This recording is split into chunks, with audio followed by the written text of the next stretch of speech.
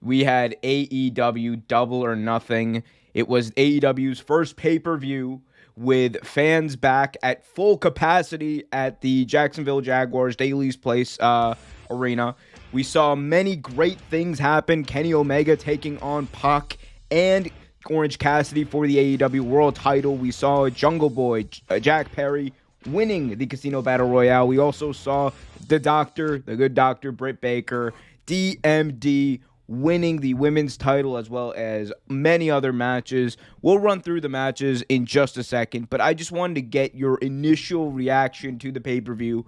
What did you think of this pay-per-view just as a whole? Was it one of the because I personally think this is one of the better pay-per-views AEW's put on, and that's saying something, I think. But give me your just general impressions of the pay-per-view.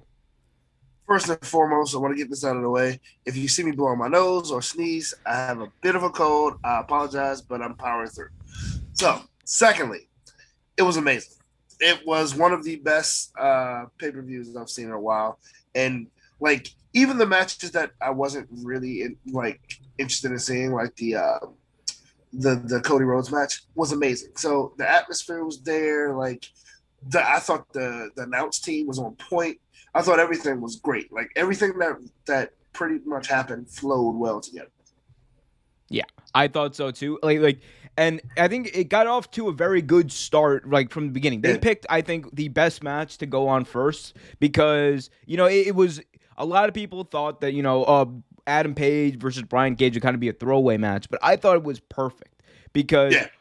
I don't think you will ever get as big a pop from Brian Cage entrance than you did on Sunday, even though I think Brian Cage is an amazing star.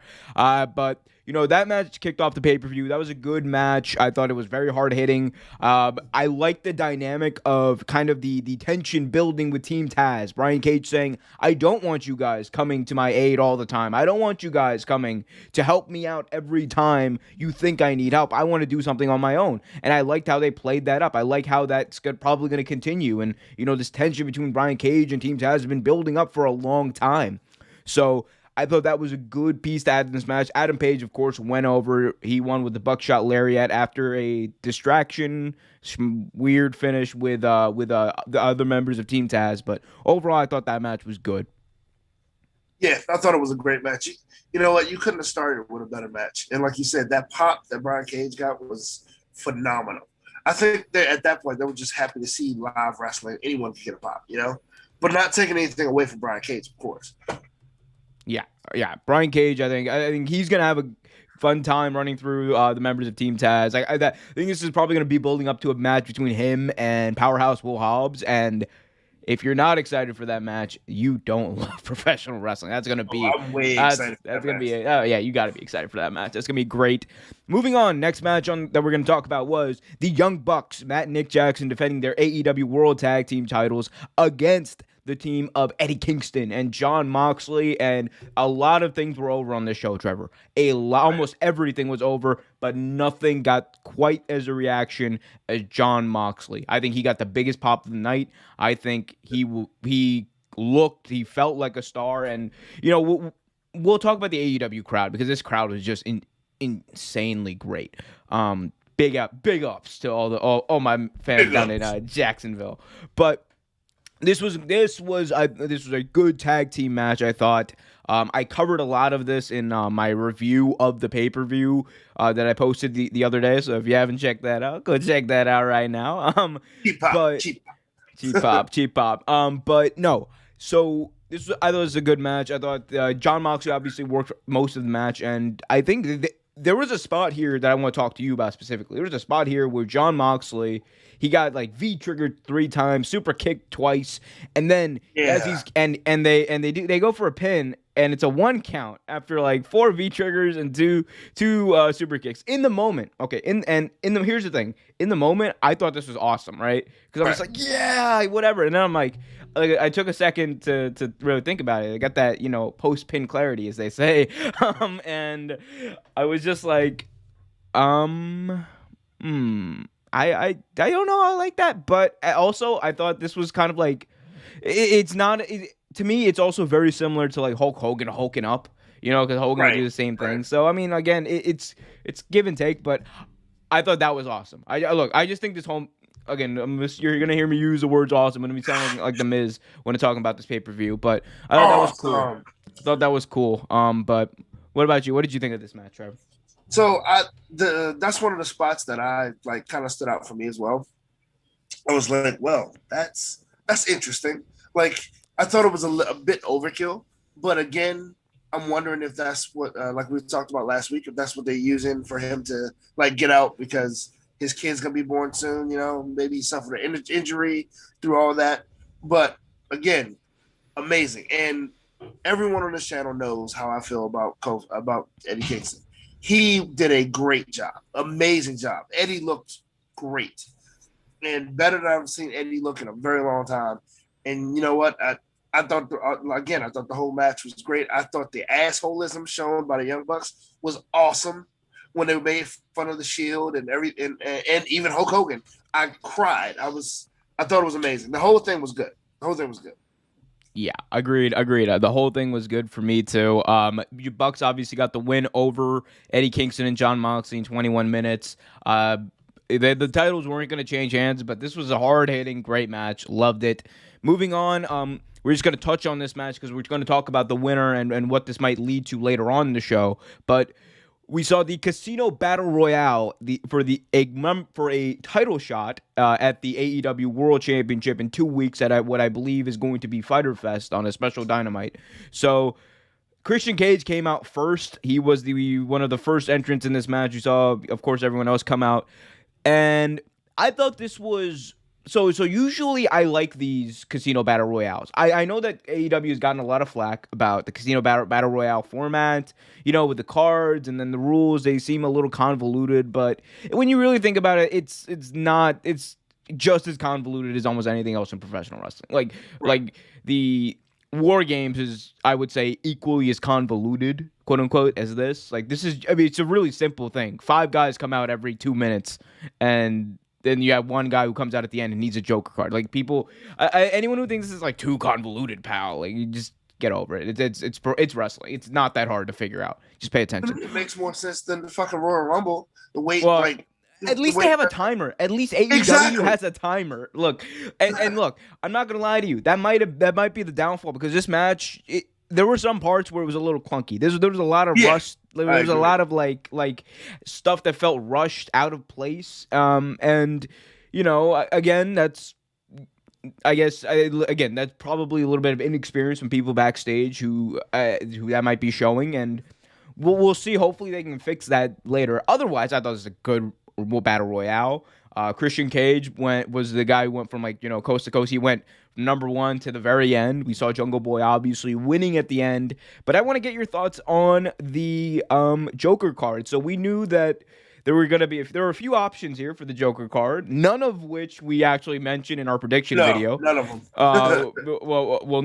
The actual person we didn't mention, but there were a few people we mentioned. We thought Daniel Bryan could be in play. I thought Hangman Adam Page potentially, as like pulling double duty, that could be a way to get him to All Out versus Kenny Omega for the AEW World Title. I thought, what was another name we thought? There were a few names. There was a few names.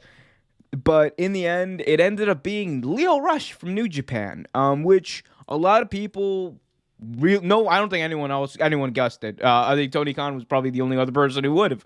But, exactly. Lio Rush coming in, making his AEW debut. Tony Khan mentioned he has some other dates, but he wants to work with Lio Rush. They have a handshake agreement to work a few dates in the future with AEW. So what do you think about that? What do you think about Lio Rush? I like Lio Rush. I've always liked him. Another DC boy. I've always liked Lio Rush. I think Lio Rush is a great wrestler. I think they did him dirty over in WWE, which they do a lot of wrestlers. But yeah, I think he's very talented. And honestly, with all the talent on AEW, I hope he just doesn't get lost in the shuffle. And this is why I said before, one more title will make sense. Just one more will make perfect sense. Because you have a whole bunch of superstars that you would like to put a title on, but you can't, Yeah, and we'll get to another title potentially being added later on in the show because Cody Rhodes did talk about this. But To put a bow on the Casino Battle Royale, again, a little clunky at times. I thought there was a lot of execution that could have been better. The entrance, what I did not like, when the next round of entries would come in, they would play everyone's music. Yeah, I And thought that was and a it was bit that stupid. was too much. That was too much. Just I liked it better when it was just like, you don't have to get a pop for everybody. I understand that's what they were trying to do. I understand that was the overall goal of what they were trying to accomplish with the music playing, but you don't have to get I a mean, it pop for makes sense to everybody. get a pop for like Jungle Boy guys like that, but like Yeah, but at the same time, I mean, if you at that point just make him the Joker. right, If you want him to right. get the pop, make him the Joker. I understand. It just doesn't work. Especially with how short the ramp is, especially like because by the time they're running to the ring, it's like their music like no, it just doesn't work. I didn't like that part. I didn't like some of the execution of the stuff. The ending was great with Jungle Boy eliminating Christian Cage. We'll get to Jungle Boy specifically more later on in the program, but I thought overall, pretty good. Some things could have been better, but they got to the end, which is what every battle royal is about. It's about the end. Right. So I liked it in the overall. Again, just things could have been better. I agree. Totally agree. Moving on, Cody Rhodes took on Anthony Ogogo in a match that Trevor was not excited to see at all. But you know what? They went out there and they It had a was a pretty good good match. match. They It had a was a pretty good really match. Yeah, and Cody Rhodes, brought back his original theme. No Snoop Dogg remix. Everyone in Jackson in Daly's place got to do the whoa, which I thought was pretty cool. especially you in your bedroom. Whoa. Especially me. Yep. But again, I think we all saw this as kind of like the match a lot of people were least excited for, but they ended up delivering a pretty decent match. I don't like it wasn't like a piss break match. There were not many piss break matches on the show. Actually, any piss break matches on the show. And, like this is as close as you got, and it was still a damn good match. I thought Anthony Ogogo especially showed that not only does he belong in wrestling, the dude's got like really good ring psychology. The way they were working his eye and the way he was selling it, I Yeah, thought was yeah. great. I love how they told that story in the ring. I definitely Yeah. did. Yeah. And there was a lot of things to like. Whatever you think about the angle of the American dream and the foreign heel, whatever you guys want to think about that. I know I was a little controversial. I talked about that last week as well, but I think they came out and they delivered a good match. Cody going over, I thought that might be too much. I would That's like what to I thought. think that someone in the factory would get a win over Cody at some point, But again, he's the Triple H of AEW. It is what it is, right? But what did you think, Trev? I mean, I can't agree with you more. Like I kind of thought because that's what we talked about last week, right? Like someone in the factory going over. It makes sense. It also talked about how it's going to probably be an interesting match, but I wasn't really looking forward to seeing it. But it was a great match. Again, ring psychology was great. The story being told in the ring was great. I honestly thought that the factory would have benefited from a win, but I'm okay with what happened. I'm okay with the ending. I am because I honestly think he's going to leave soon too because his kid's being born soon. So Yeah. maybe they take him out on a high note. Maybe. But again, I think that's also a problem that people have had with Cody Rhodes as of recently, and I think a lot of that comes down to cynicism. A lot of people just want to find something to complain about, Right. but I do also think that there is like an underlying belief that Cody gets the best entrance. Cody gets everyone else comes out from like the heel or the face ramp, like the Right. entrances. Cody But comes from Cody comes from the middle. You got him having the convoluted entrances. Him having these marquee matches with Shaq and whatnot. And a lot of people, I think, that their criticisms come from a wrong place or from bad faith. What I would say about Cody and his reign of terror, which it isn't, but that's like what right. people are calling it. We'll call it, What yeah. what I'll say is one thing that the one thing I will say is that I get why that perception exists because those things do happen. Cody does come out to the ring with a special entrance every time, Yeah. but I don't think that's necessarily a bad thing. I think the where it gets like bad or where it gets to be too much is like when he's doing stuff like he did at Double or Nothing 2019 when he when they had the throne or whatever, and they had the Oh yeah, sledgehammer, and he broke it. Like, yeah, it's a cool spot. It'll get a pop, but it's also just like, it's like, did you need to do it? Like, are you trying to forge your own identity, or are you trying to be, WWE? And I'm not saying you right. can't take parts of it. You have to. It's wrestling, but I don't know. I think that it's based in this idea that Cody is also in charge. But one thing we have to remember is, at the end of the day, Tony Khan approves everything. Exactly. There's nothing in that company that will happen without Tony Khan's approval. I mean, does he Like, talk to other superstars like the Young Bucks and Kenny Omega and Cody Rhodes? Yes, but like you said, nothing goes on there without going through him. yeah, agreed. I think though that this is a good match. What this is probably building to, and what I hope it's building to, is a match between Cody and Nick Comoroto, because I think he's like the big monster heel for the factory. Right. And if Cody wins against Nick Comoroto, then I will eat my hat and I will eat my words here, because then there's the reign of terror to talk about, because Exactly. you got to put that man over. Anything else on this match, Trev? No, it was good. It's better than I thought it was going to be.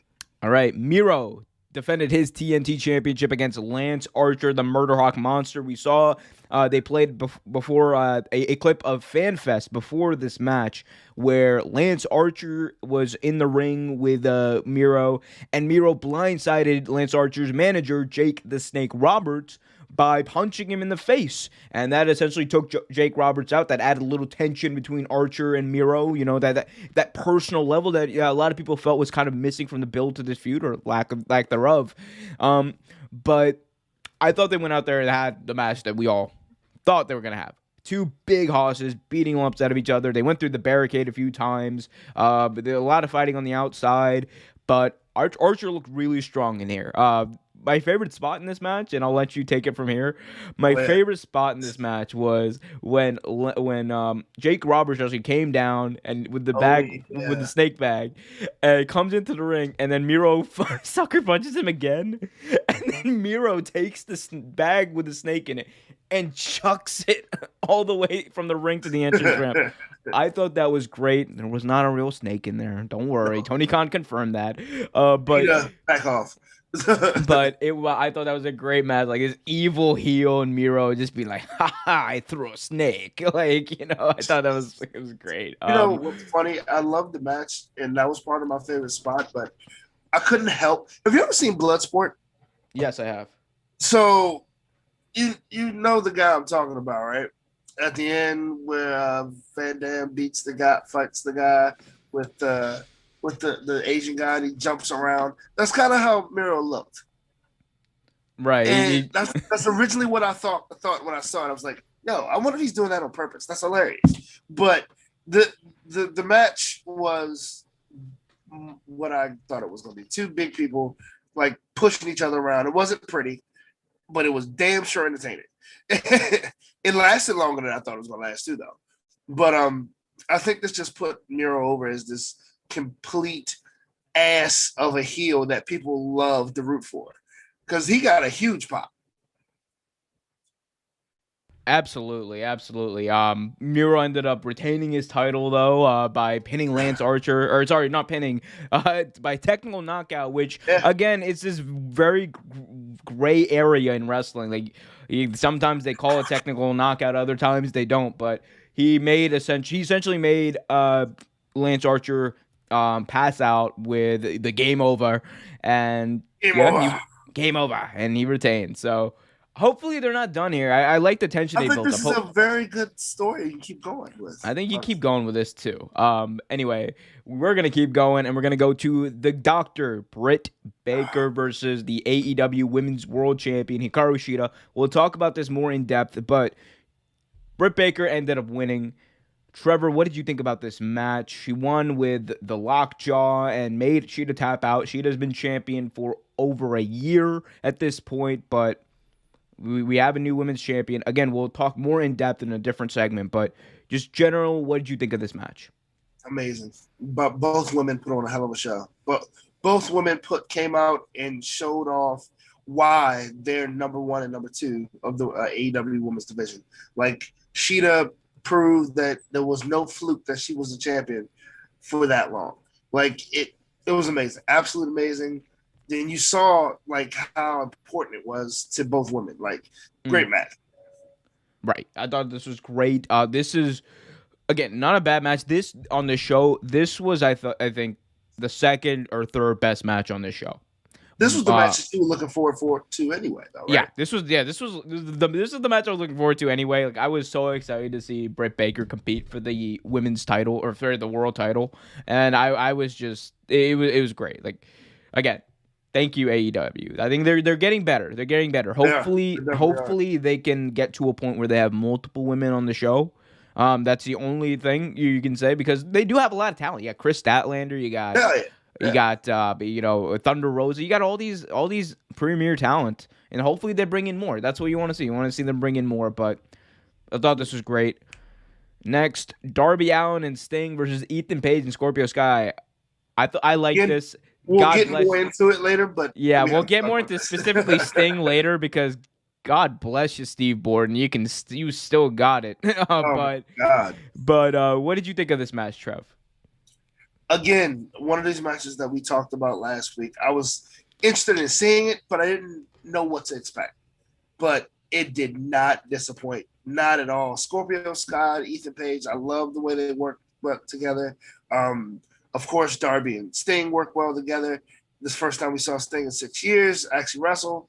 Amazing. Amazing match. I'm not going to waste all of what I have to say here. I'm going to spread it out. I think that's best. Good match.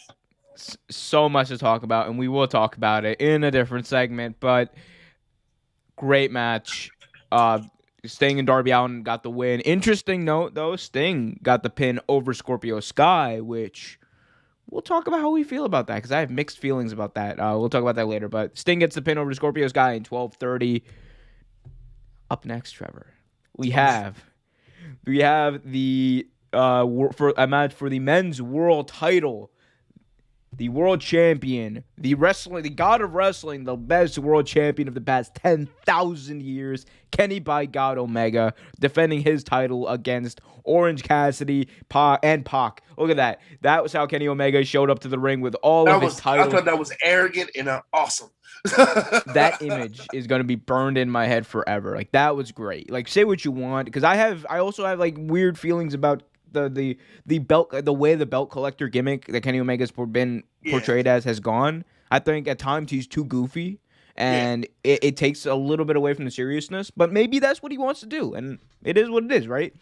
But the three of these guys came out here for 30 minutes and just put on a classic match. This was amazing. Like, anyone who says Orange Cassidy isn't a good wrestler, anyone who says Orange Cassidy can't work, has no leg to stand on after watching this match.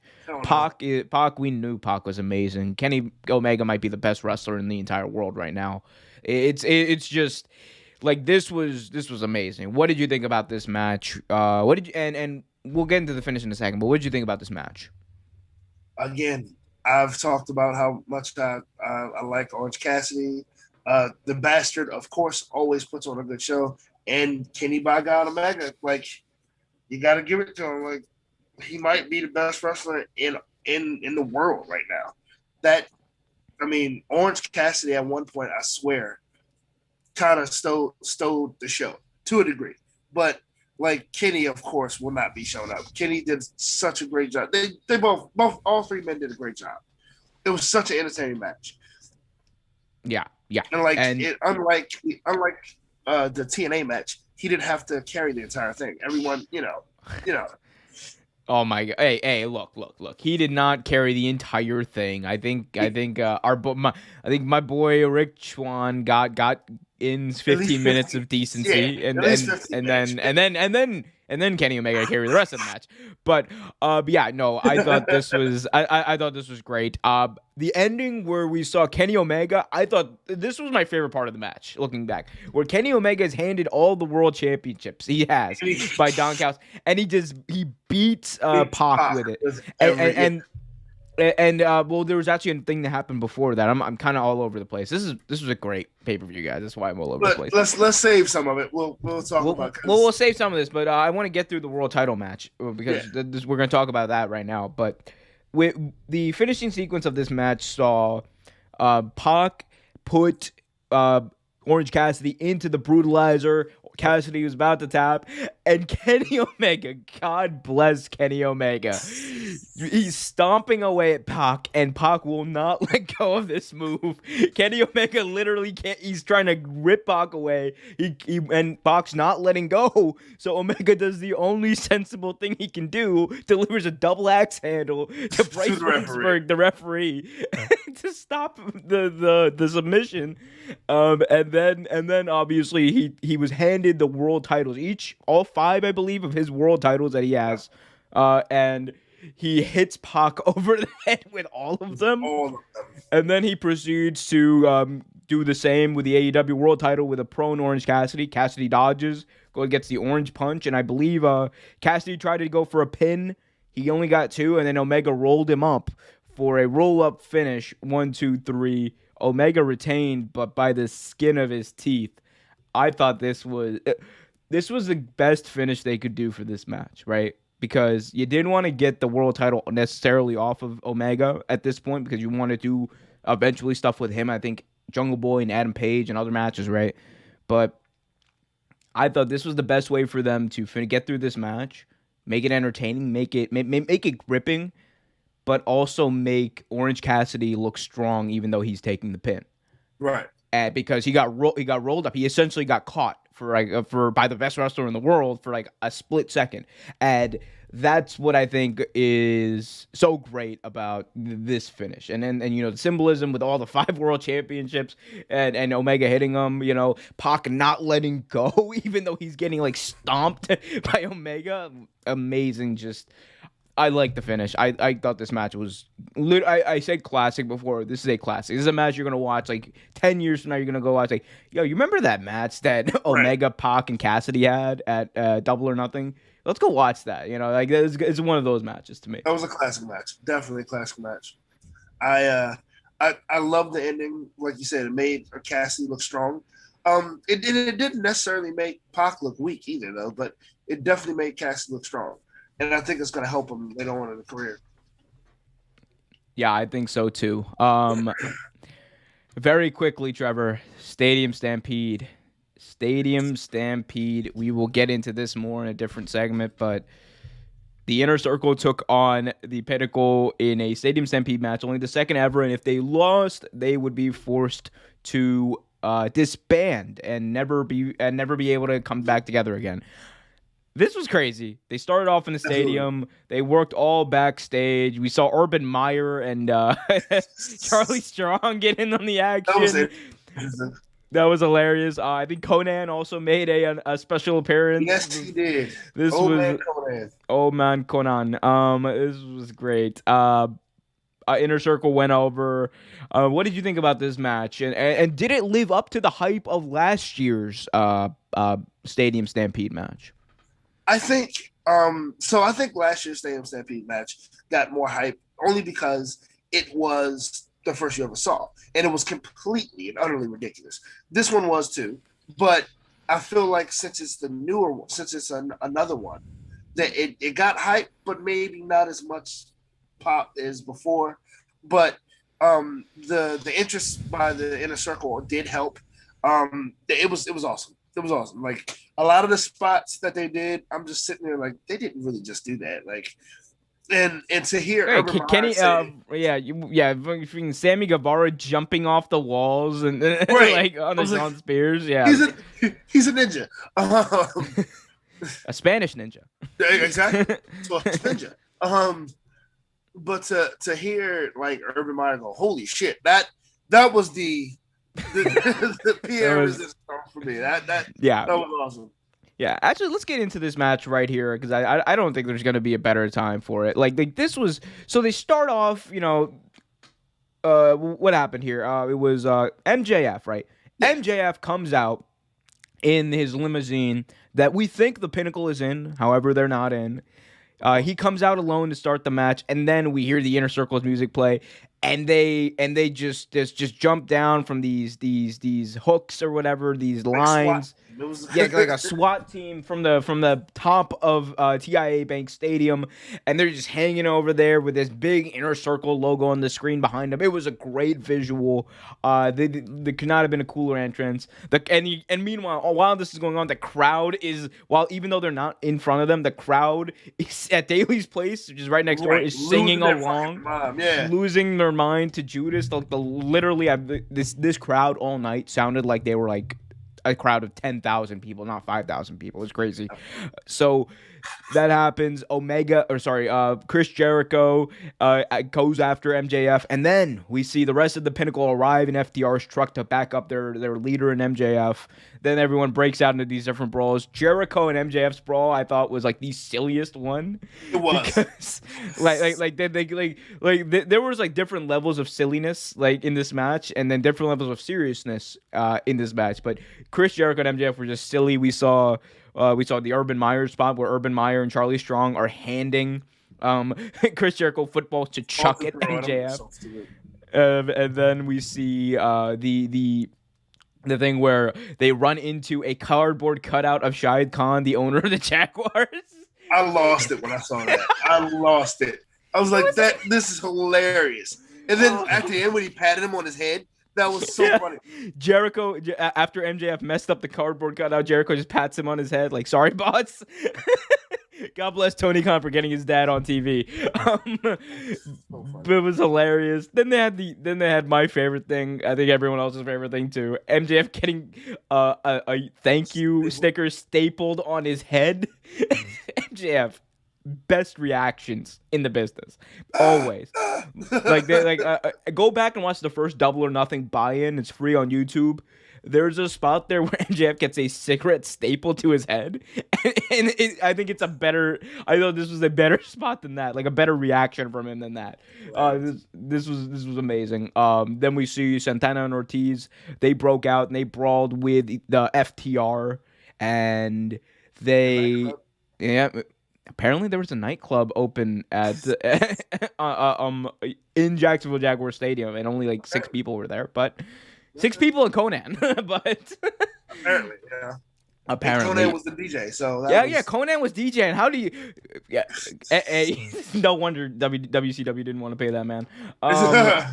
He can't draw anything. It's like, no, we love you, Conan. Don't hurt me. So Conan comes out, Santana and Ortiz come out, and they confront FTR in this makeshift club, and they just start beating up these poor patrons of the bar for no reason. No reason. These are good guys. They're just beating up like these random people just sitting down, hanging out for no reason.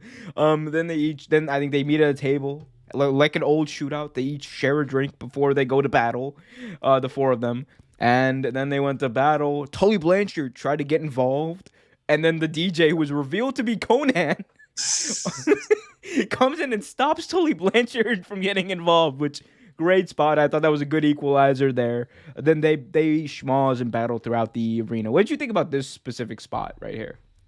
It was hilarious, absolutely hilarious. Like I thought it was one of the better spots. I mean, there were a lot of good spots in this match, but this one in particular I thought was hilarious, especially. At one point, it seemed like they were just fighting like girls. Like Dash Harwood was just throwing bottles at Ortiz, and he was like, like I swear the reactions in this match alone were priceless, absolutely priceless. But yeah, I thought it was interesting how they got Tully involved. I was wondering if they were gonna have like someone else to try to kind of neutralize Tully, and they did. That's not who I thought it was gonna be, but they did. But yeah, it was one of those things. It was just like, wow, man, this is absolutely ridiculous, but it's great. Right, and that's what it was intended to be. It was intended to be ridiculous, great. It was intended to be fun, and I thought a lot of people thought it was very fun. So let's go to Sammy Guevara and Sean Spears. Actually, before we get to that, let's go to Jake Hager and Wardlow, because Jake Hager and Wardlow, I think, had the least serious of any of these battles. These two, I talked about Will Hobbs and Brian Cage being a future money match. This is a money match because they built the tension between Wardlow and Hager for months. This has been a Well, long they build. fought once before and Hager lost, Right, and exactly. Yeah, so it was built up ever since. Right, and then that's the tension. That was a piece of the tension that was built up. That's why Hager resented Wardlow even when he was a part of the Inner Circle with MJF or Proxy. I don't know whether he was officially a part of the Inner Circle or not. That's who knows. Actually, he was technically a manager. Yeah, someone's gonna correct me. But Pretty sure. No. I thought yes. Quote Booker T. That's hilarious. No. No. Yes. Yeah. He's like, that's why Daniel Bryan was in his Fave 5 for the past like 50 years. All right. Get back to the match. Stupid. Wardlow and Jake Hager, they have this great exchange of just beating the hell out of each other. Wardlow puts Hager through a wall, and then they just beat each other up backstage. They're throwing stuff at each other, power bombing each other. I think in the ending, saw Wardlow get power bombed by Hager onto some crates from a forklift, which I don't care who you are, and that shit looked like it hurt. but I thought that their exchange was great. What did you think about that? So, to me, it looked like a Hollywood movie fight of two sworn enemies meeting for the first time, and like the whole Hager through the wall spot was absolutely kind of cool. It was ridiculous, but it was cool to a degree too. But I mean, it was ridiculous because he shouldn't have got up. And then when they fought in the freezer and I got hit by the meat and everything like that, and like how much more ridiculous can this get? And I was absolutely impressed that the hood of that goddamn golf cart held both of them. I was impressed. MVP of the night, that fucking hood. That was the whole time I'm sitting there watching like that. They're gonna fall through. They're definitely gonna fall through. Holy shit! They did it. Wow. the power. Push that hood. Push that hood to the main event. Kenny Omega versus Hood, and it's gonna be a 5-star match. Watch that be a. And the Hood might win. You never know. The Hood might.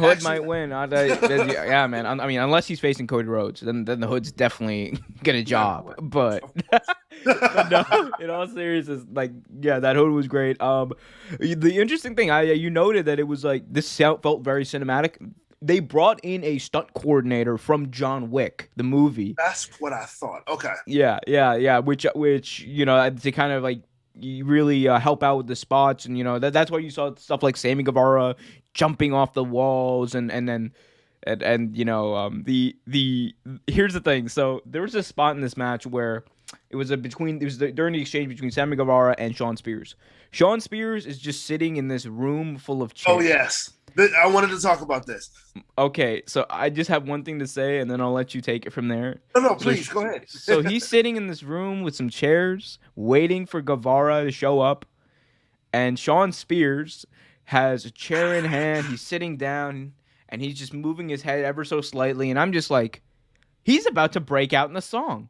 Like, this is about to be like a Broadway musical, because that's the vibes I was getting. I was like, this is like about to be West Side Story. When you're a jet all the way. Like, there was nothing else that was about to happen. I was like, this is like the most. There's nothing else that could happen. And then he ended up like just fighting Sammy Guevara, which I thought was cool. I thought that was, I don't know, that might have just been me. I totally thought this is gonna turn into a musical, which would have been way more ridiculous, but I would have been all there for it because that's the whole point of this match, is to have fun. But what did you think about this exchange? Because they had Guevara and Spears were like the workhorses for the whole night. Yeah, they were. It's funny that you mentioned it. Like, I wasn't trying to take it away from you, but like when you mentioned it, I was like, yes, please talk about this, because I wanted to mention this earlier. Yo, that whole spot where he's sitting there reminded me, especially while he was banging the chair, kind of reminded me of the Warriors, the movie The Warriors, when they were clicking the bottles together. It kind of reminded me of the Warriors, and I was like, yo, this is pretty fucking cool. And again, I kind of agree with you with the whole breaking out song and dance type shit, because it looked like a music video.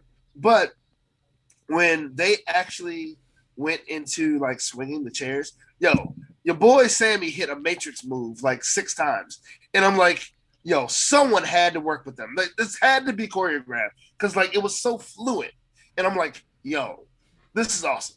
It's fun. It's a lot of fun. You're supposed to have fun with this match, like you said.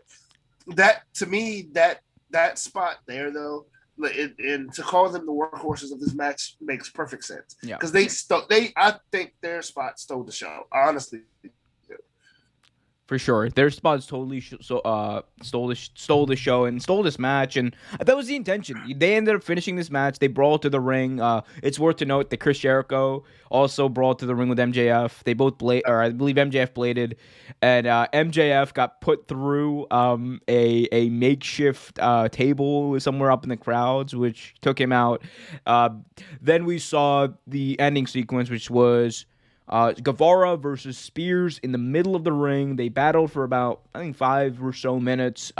Guevara got hit in the head with a steel chair, which, again, so here's the thing. There's a way they do that spot now where it doesn't actually hit you in the head. It's like a shoulder thing. Yeah. But so it's just an illusion of hitting in the head. I still think, I don't like that spot, but or at least save it. If you're gonna do it even with the shoulder, just save it for like special times. Don't overdo it. But again, with Shawn Spears, I guess that's his gimmick. He's a chairman. Yeah. So that happened, and then Guevara got the win over Spears, 1, 2, 3 in the middle of the ring. And Sammy Guevara, I think this was a good thing. He avenged his loss from last year because he ended up taking the pinfall at last year's Stadium Stampede. And this year he comes out and he looked like a megastar, man. Sammy was over. There was this video from afterwards that the crowd was just losing it for Sammy Guevara. Like, it was insane. Like, that dude's gonna be a star. That dude, he's already a star, but that's good. Dude's gonna be like a much even bigger star. But what did you think about? Sorry, yeah, go ahead. Oh no, yeah, you were asking me that. I was so anyway. I think we're just too excited today. AEW money.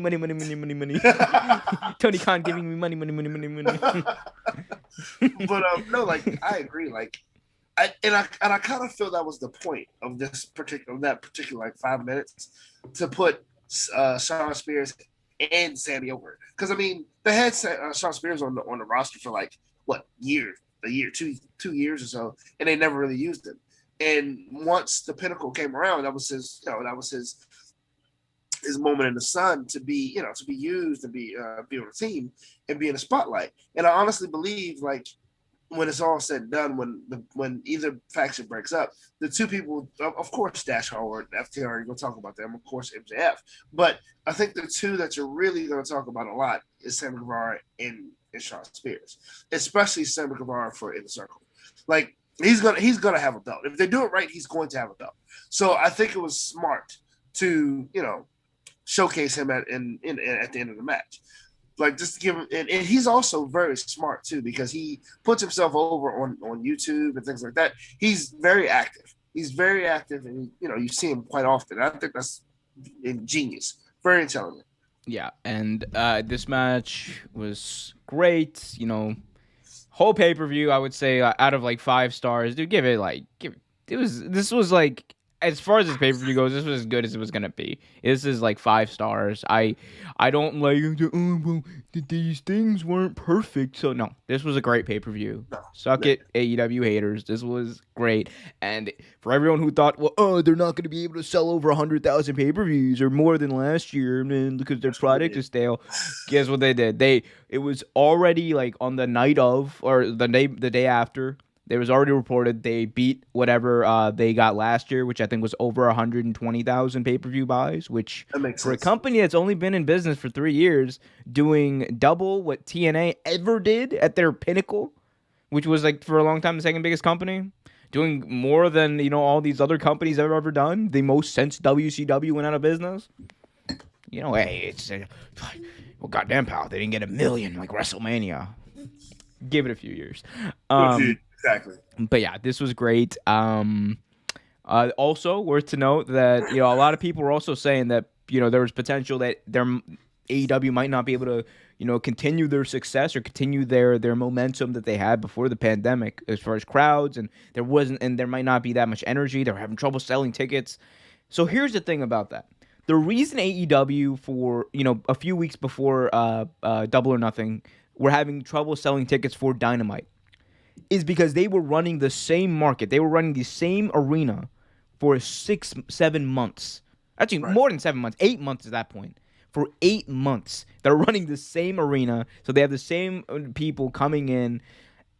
It's gonna be difficult at a certain point to sell tickets to one specific territory, one specific town, weekly. That's going to be difficult. You're going to run into growing pains. That's why these companies go on the road, because you're gonna get fresh crowds. You're gonna get crowds who might not have seen a lot of these superstars, who are hungry to see live in-ring action. I think there was some apathy that came in at some point as far as the fans in Jacksonville goes, and that's fine. That was going to happen. But Double or Nothing, biggest pay-per-view they've had. They let a full crowd come in. What happened? They sold out. 5,500 people, loudest 5,000 people I've ever heard in my life, just losing their minds. The AEW fans, the AEW audience, the AEW live audience especially, are the best live audience in wrestling. It is better than post Raw WrestleMania, or post WrestleMania Raw. I think this is they are rabid and hungry for this product, and it's gonna be crazy to see them go back on the road. I think they're going back on the road in they're gonna start in Miami in July. Or I think it's gonna be sometime in July, but so can't wait to cover that. Thanks for watching this video from Real Take Sports Talk. Remember to like, share, subscribe, hit that notification bell so you get notified whenever a new video is released. Also remember to check out our live show every single Thursday at 8 p.m. right here on the YouTube channel. And remember, keep it real.